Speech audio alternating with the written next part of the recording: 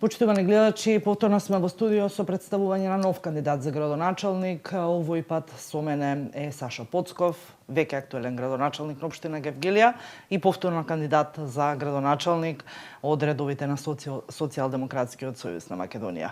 Градоначалниче, морам да ви се обратам така, вие сте се уште актуелен градоначалник. Добре дојдовте во студиото на Канал Вис. И еве, за сите оние кои што не знаат, кој е Сашо Поцков и зошто повторно кандидат за градоначалник? Најпрво благодарам на поканата да гостувам на вашата телевизија. Поздрав до вашите гледачи. Сашо Поцков е предсе гевгелиџанец, роден во Гевгелија, кај што има завршено тука основно и средно образование. Има служено војска во ЈНА.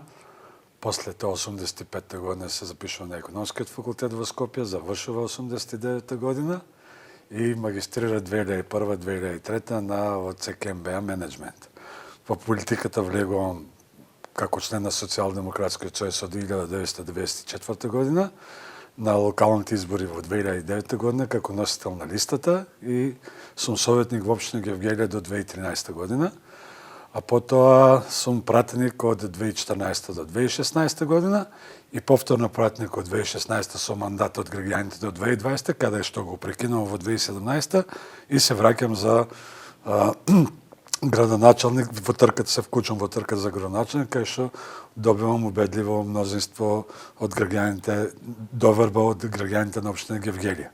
Зошто предизвикот? Пред се заради тоа што ветивме модерна, зелена и европска Гевгелија, Гевгелија тоа го заслужува и сакам таа визија да продолжи, бидејќи во тек се реализирани проекти кои сметаме дека треба уште да ги реализираме со затворена финансова конструкција, не како порано, како што јас ја наследив општината и мислам дека 4 години прво е малку за да се заокружи еден циклус за да се видат индивидуалните вредности на секој градоначалник, а второ што овие изминатите 4 години, скоро 2 години раздолжувавме општини и 2 години се боревме со ковид ситуација. Така да предизвикот е, можам да кажем, не како 2017, него уште поголем сега во 2021 година.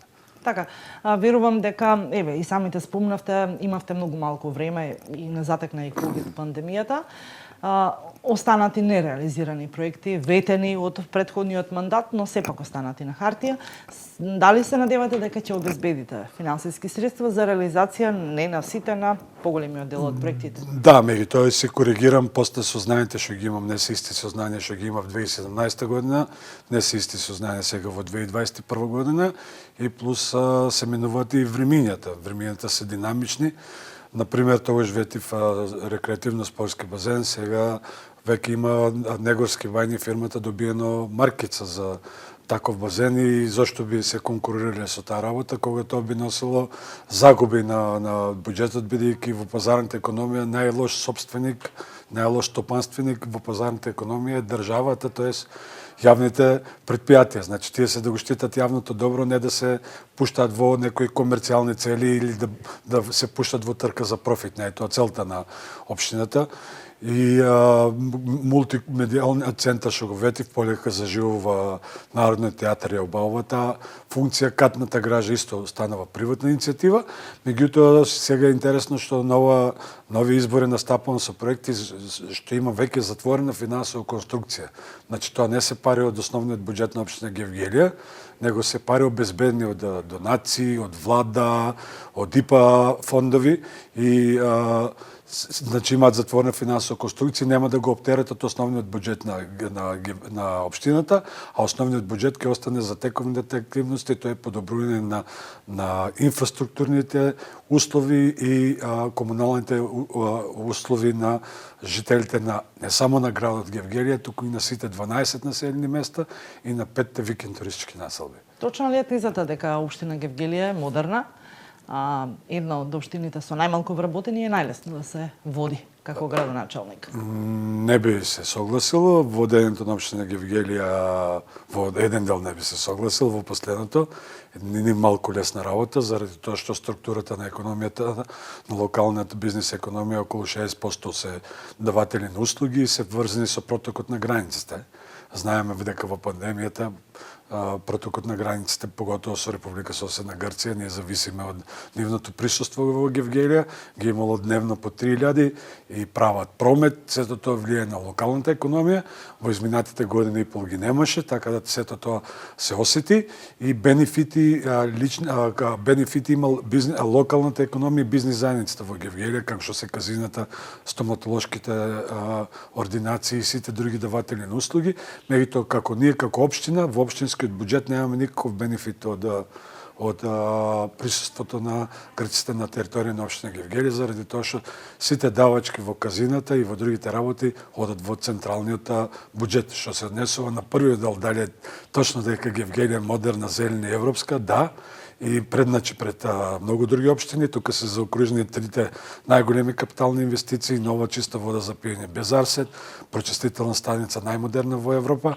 и времена депонија која има само во Гевгелија, и тука мислам дека во пост-ковид период идните инвеститори кои доаѓа и пред ковидот и се интересира за инвестирање во Гевгелија, ја знаат местоположбата на Гевгелија и мислам дека кога ќе ги носат своите бизнис планови кај да инвестират, би одбрале токму Гевгелија.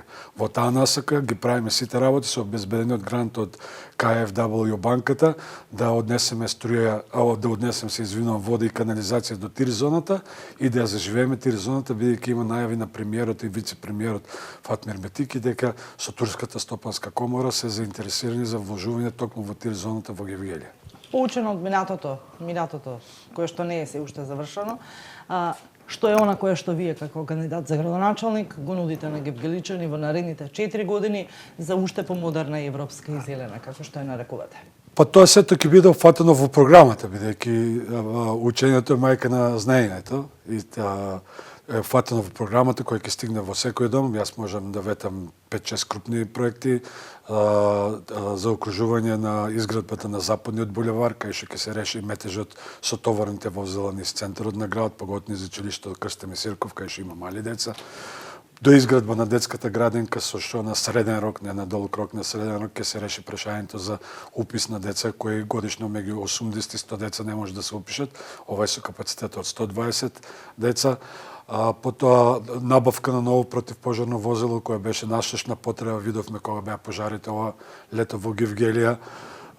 Искористување на грантот од 2,5 милиона евро од KfW банката, селекција и рециклажа на отпадот, значи тоа е поврзано со од почетокот на собирање на отпадот до крајот на однесување, одлагање на отпадот во новата времена депонија, завршување на патот за Ума, изградба на младински дом во културен дом во населеното место Пардејци и што е најважно, има и подпроекти за секое село во градот, што е најважно, пак ќе се вратам на ова преги што го кажав, сите имаат затворена финансова конструкција. Тоа не го чини денар, нема да ги чини сите овие работи, денар буџетот на општина Гевгелија.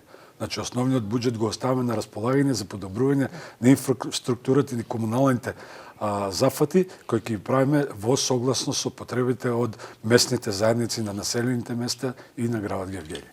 Така, градоначалниче, ваша е камерата. Што би им порачале на своите сограѓани, бидејќи Канал Вис е регионална телевизија и секако стигнува до секој дом во вашиот регион? Па, почитувани гевгеличани, ве повикувам да гласате за реден број 12 на 17 октомври, заради тоа што СДСМ секој пат го нуди најдоброто за Гевгелија. Имаме победничка советничка листа, ми имате мене како градоначалник, како институција која во изминатите 4 години реализираше над 70 проекти, покажа сериозност во вршењето на својата функција, таков испристап ќе имам. И во наредните 4 години ќе бидем пристапачен, достапен за сите вас и заедно со вас ќе креираме политики, ќе ја водиме општина Гевгелија. Сметам дека на 17 октомври ќе победи најдоброто за нашата општина, најдоброто за Гевгелија. Граѓаните се свесни, знаат кои се постигнатите резултати, знаат да направат разлика и сметам дека ќе го одберат најдоброто. Градоначалниче, јас ви посакувам успех на престојниот избор за градоначалник. Ние како медиуми стоиме и понатаму отворени за сите од целиот југоисточен регион. Вам, почитувани гледачи, ви посакувам добро здравје. Се гледаме во некој народно издание.